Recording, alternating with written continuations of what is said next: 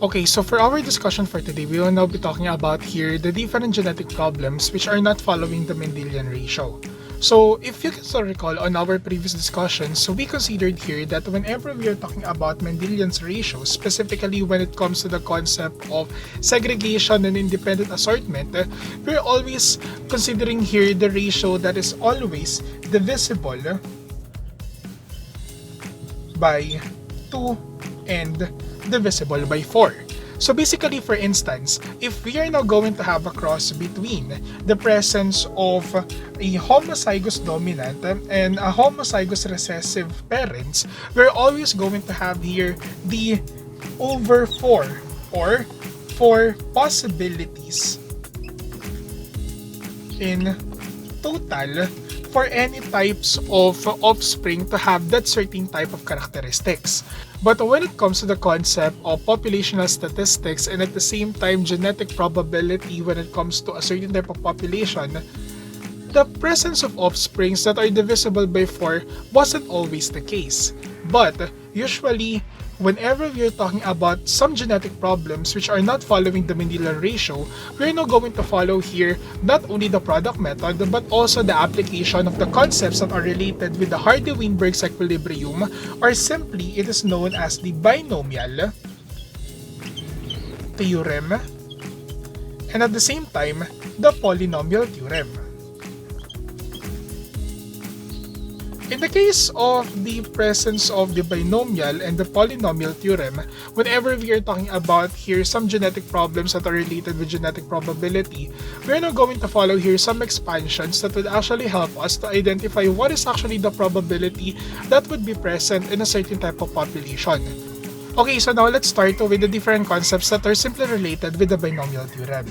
Now, when it comes to the binomial theorem, we're actually going to consider here the presence of the binomial expansion, because we are going to expand here a certain type of formula that would actually be utilized on the different parts of any types of problem that are actually possessing here two types of trait, or the presence and the occurrence of two different types of traits when it comes to a certain type of probability problem.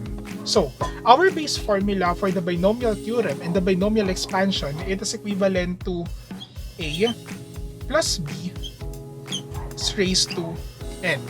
Okay, in which we are considering here that letter N is equivalent to the total number of occurrence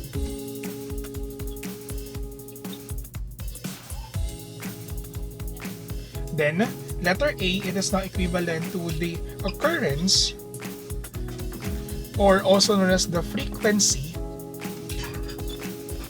of first allele.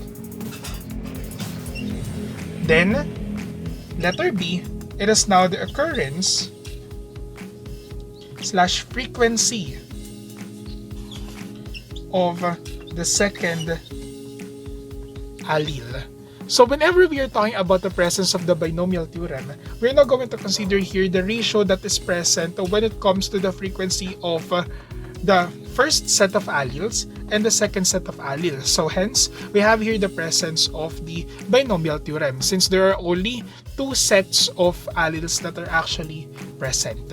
Okay, so when it comes to the binomial theorem, the best example that we can actually consider here is the application of the concept of sex.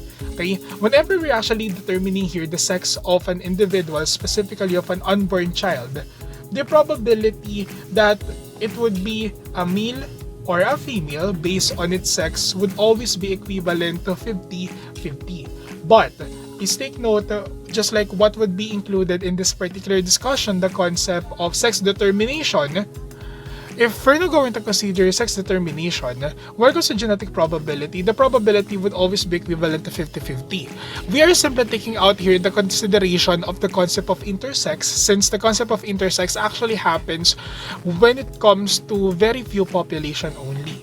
So basically, when it comes to genetic probability, we're considering here that the sex of an unborn child would be 50% male or 50% female. We are removing into the equation the presence of intersex, even though sex is not always binary. Okay?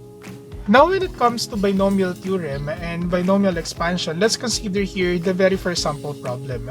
according to this problem, what will be the probability that in a family with 5 children, there will be A, 2 girls and 3 boys, B, 1 boy and 4 girls, C, all are girls, D, 2 boys and 3 girls. Now, in this classic example, there is now the absence of the divisible by 4 or divisible by 2 number of occurrences. So basically, we are now going to consider here the presence of the binomial theorem, okay? In which we are going to start with our base formula for this problem, in which we have here the base formula which is equivalent to A plus B. It is now raised to 5. Now, why is that it would be raised to 5? Remember that 5, it would be equivalent to your n, or the total number of occurrences. So, the total number of occurrences when it comes to this problem, it is now the total number of children that this couple would have. Okay? So, that is your letter N. Then, let's now assign what would be the characteristics or alleles that would be present on letter A. So let's simply consider that letter A would simply represent here the girls or the Venus sign. Then when it comes to letter B, it will now represent the boys or the Mars sign. Okay, so how are we going to tap into this certain type of equation? Before we answer different questions and problems that are related with this particular problem, let's simply start with the binomial equation, in which, in the case of the binomial equation and the binomial expansion, we're actually going to expand our base formula for it to fit a certain type or a certain degree when it comes to what is needed on our problems, in which we're actually going to have here basic parts, okay? The first one, it is now the presence of a coefficient or a whole number. This coefficient will always be your multiplier. Then the presence of the alleles, either A and B or both, depending upon which part of the equation is actually present. And lastly, it is now the presence of your exponent. Now, when it comes to the exponent, it would now be equivalent to the distribution of the total number of children or the total number of occurrences. Okay, so now we have here the base formula that we're actually going to utilize when it comes to this particular problem. Okay, so just simply follow me on how we are actually going to do the binomial expansion. Okay, so the very first term that we are actually going to consider here, since this is binomial expansion, is that we are going to drop letter A for the first instance or the occurrence of that very first type of trait. Then, the very first exponent and very first distribution that we are actually going to consider here is the total number of children, which is now equivalent to 5. Okay? So, since A is equivalent to 5, now what would be the exponent of letter B? The exponent of letter B would now be 0. But since the exponent of letter B is 0, we are not going to indicate here letter B, since B raised to 0 would be nothing. Okay? Then, what would be the next thing that we are now going to do? Since we can now consider here as the very first term, the A raised to 5, we can actually include here that certain type of coefficient that is equivalent to 1. Okay? The very first coefficient will always start with 1. Okay? But in some cases, just like some mathematical problems, we are not indicating here number 1, but rather it is just equivalent to A raised to 5. Okay? So, either or, with or without the presence of 1 or only A raised to 5, you're just going to arrive with the same answer. Okay? But let's simply consider here that this color red pen would be invisible or unseen. It is now 1 times A raised to 5. Okay, so the very first term that we're going to have here is the presence of 1 times A raised to 5. This would be our very first term. Now, after the very first term, we are now going to proceed to the next term. Now, when it comes to the next term, what we're actually going to do now is to simply once again drop letter A. Then, we are now going to subtract 1 from a from its exponent. So it will now be a raised to 4. Then b would now be equivalent to b raised to 1. Okay? But basically, what you can actually observe, just like what is present on your module, it is just a raised to 4, b raised to nothing. Okay? Because basically, 1 is just negligible when it comes to the mathematical equation and mathematical sentence. So we are just going to follow those things when it comes to binomial expansion. Okay? So, the next thing that we're now going to consider here is that what would be the coefficient that would be present here. For us to get the coefficient, we're just going back to the very first term, in which we are now going to multiply the coefficient with the exponent. We're now going to multiply the value that is present on the coefficient to the value that is present on the exponent. Then you are now going to divide it on its order, or the number of terms that are actually present here. Since this is the very first term, you are now going to divide it by 1. So it would be 1 times 5 divided by 1. You're actually going to have here the presence of a coefficient that is equivalent to 5. Okay? So this would now be your second term. Okay? So how did that happen? Once again, we are now going to multiply here 1, your coefficient, with 5, your exponent. Then, you're going to divide this with 1 since this is the very first term, in which you're now going to arrive with the presence of the coefficient that is equivalent to 5. And your second term, it would now be 5 times a raised to 4 times b raised to 1. This would now be your second term. Okay? Now, from the second term, let's now proceed to the third term. Still, we are going to follow the same rule that we had done earlier. We're just going to drop letter a. Then we're going to subtract 1 from its exponent. So it will now be a raised to 3.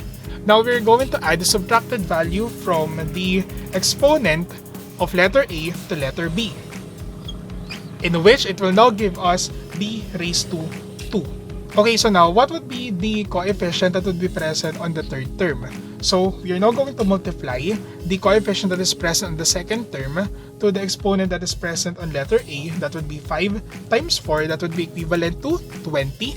Then we're going to divide it to its order, which is 2. So 5 times 4 is equivalent to 20 divided by 2 would give us a coefficient of 10. Okay, so this would now be our coefficient for the third term. For our third term, it is now the presence of 10 times a raised to 3 times b raised to 2. So this would now be the equation for the third term. Okay? Now, for the fourth term, we're still going to continue what is present in this certain type of setup. Now, we are going to drop letter a. Then, we're now going to subtract 1 from the exponent that is present on letter a. So it would now be a raised to 2. And we're now going to add it on b, which would now give us b raised to 3. Then when it comes to the coefficient that is present here, it would now be 10 times 3 divided by 3 would give us the value of coefficient of 10. Okay, so you're now going to divide the value by 3 since this is now 1, 2, 3, the third term. Okay, so that would be the case. So it would now be equivalent to 10 times a raised to 2 times b raised to 3. So that would be your fourth term. Now, for your fifth term, it would now be, once again, a. Then you're going to subtract 1 from 2. That would now give us a raised to 1. Then, it would now be b raised to 4. Then, 10 times 2 would give you 20 divided by 4 since this is now 1, 2, 3, 4th. This is now the fourth term. So, 10 times 2, 20 divided by 4 would give us the coefficient of 5. So, you can actually see here the pattern. Okay? And lastly, we are now going to subtract 1 from the exponent of a. Since it would now be a raised to 0, we are no longer going to write letter a, but rather we are now going to write letter b, which would now be possessing the exponent that is equivalent to 5. Then, for the coefficient, it is now 5 times 1 divided by 5. Since this is now the fifth term, it will now actually give us the coefficient of 1. So if we're now going to expand here our base formula, which is a plus b raised to 5, since we have here the presence of a total of 5 children, this would now be the breakdown of the different terms that we are going to use. And when it comes to the breakdown, it would be written as the following. So this would be our base formula. Then the first term, it is a raised to 5. Then the second term, it is 5 times a raised to 4 times b. Then the third term, it would now be 10 times a raised to 3 times b raised to 2. Then, for our fourth term, it would now be 10 times a raised to 2 times b raised to 3. Then our fifth term, it would now be 5 times a times b raised to 4. And lastly, it is now b raised to 5. So this would be the breakdown of the different terms that we are actually going to utilize when it comes to this particular problem. Okay? So now, how are we going to use the expanded binomial theorem that we utilize for the offspring that is present in this family? So once again, we represented letter A as the probability for the presence of females or presence of girls. Then B for the probability for the presence of boys. Now, once again, if we're going to consider the probability that would be present on that certain type of individual, for that to be considered as a male or a female, it would now be equivalent to the probability of 1/2 or 50%, in which that would be the fraction that we are going to utilize for this problem. The ratio that would be present on letter A would be equivalent to 1/2. Then the ratio that would be present on letter B, that would be equivalent to another 1/2. And now let's answer the different questions that are present here in this problem. So for letter A, according to letter A, it is now the presence of 2 girls and 3 boys. Okay, so now if we're going to represent this mathematically, since letter A represents now the number of girls and the exponent that is present here is the number of occurrence, it would now be manifested as A raised to 2, and for the boys, it would now be B raised to 3. But we are not going to start answering with this certain type of equation. Now, we are going to look for its proper coefficient. Its proper coefficient, we are now going to look for our expanded value that is present here on the binomial expansion that we had done. So basically, when it comes to the representation, which is a raised to 2 and b raised to 3, our coefficient, it is now equivalent to the coefficient of 10. So this would now be the representation of this question. Okay? So, 2 girls and 3 boys, the probability or the equation that we are now going to use would be 10 times a raised to 2 and b raised to 3, in which we are now going to follow the following steps. So, 10 a raised to 2 b raised to 3 times 100. Then, let's now substitute the terms. 10 times 1/2 raised to 2 times b, which is now equivalent to 1/2 also, raised to 3 times 100 would actually give us the probability that is equivalent now to a value of 31.25%. Please take note that when it comes to this particular problems, we are now going to utilize here for significant figures. Okay? So it will now be equivalent to the answer that is equivalent to 31.25%. That is now the probability that this couple, if they would have 5 offspring, 2 would be girls and 3 would be boys. It is equivalent to the probability of 31.25%. And that is for letter A. And now for letter B, the question is, what would be the probability if there would be 1 boy and 4 girls when it comes to this family? So, once again, we're still going to follow what we did earlier when it comes to the representations, okay? In which, letter A, it is now the presence of the girls, which is A, and you're going to raise it to 4. Then, the value of B, it would now be raised to 1. So, if you're now going to look on your binomial expansion here, we can locate here that the equation that we're going to use is the second term and its coefficient.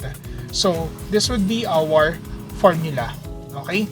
Then, we're going to rewrite it times 100, then substitute the terms. It is now the coefficient of 5 times a, which is equivalent to 1/2 raised to 4 times 1/2, then times 100, would now give us the probability that is equivalent to a value of 15.625 or 15.63%. Okay, so now let's proceed with question letter C. For question letter C, all of the offspring are girls. So what would now be the thing that we are going to utilize? So since girls are represented by letter A and all or the total value of the offspring that are actually present here is 5, we are now going to use here the formula that is equivalent to A raised to 5. Okay? In which we're now going to arrive with A raised to 5 times 100. So our probability would be equivalent to 1/2 probability for the presence of the girls raised to 5 times 100 would actually give us the value that is equivalent to 3.125%. And lastly, for letter D, it is now the question, what if there are 2 boys and 3 girls? So what would now be the probability for this certain type of offsprings to be in this particular manner? So basically, once again, we are now going to follow here the rule in which the value of female, it is now equivalent to A raised to 3. Then when it comes to the males or the boys, it would now be B raised to 2. Then what would now be our coefficient? It is now equivalent here on the third term. So our coefficient is 10. So we are now going to write this as 10 times A raised to 3 B raised to 2 times 100. Then substitute the terms, coefficient times 1/2 raised to 3 times 1/2 raised to 2 times 100 would now give us the answer that is also equivalent to the answer that is present on letter A, which is equivalent to 31.25%. Okay, so now if we're going to consider the binomial expansion, you can actually see here a certain type of trend. And this certain type of trend is actually evident on the different answers that are actually distributed when it comes to the percentage that is present in this probability. So if you can still recall, on question letter A, our answer here is now equivalent to 31.25%. And that answer is equivalent on the value that is present on the fourth term. That is 31.25%. Then, on letter B, it is now the presence of the second term, which gave us the value that is equivalent to 15.625%. Then for letter C, it is now equivalent to the value that is present to 3.125%. Then for letter D, it is now equivalent to the presence of 31.25%. So if you're going to answer here, these remaining problems, these remaining parts, you can actually infer here that the answer for the fifth term, it is now equivalent to the value of 15.625%. And the sixth term, it would now be equivalent to 3.125%, which would always equate to the total value of 100%. And if we're going to base this with the binomial theorem, this is now actually related with the Heidi-Weinberg equilibrium, in which the distribution of the different alleles in a certain type of population would always equate to 100% probability if all values are distributed equally.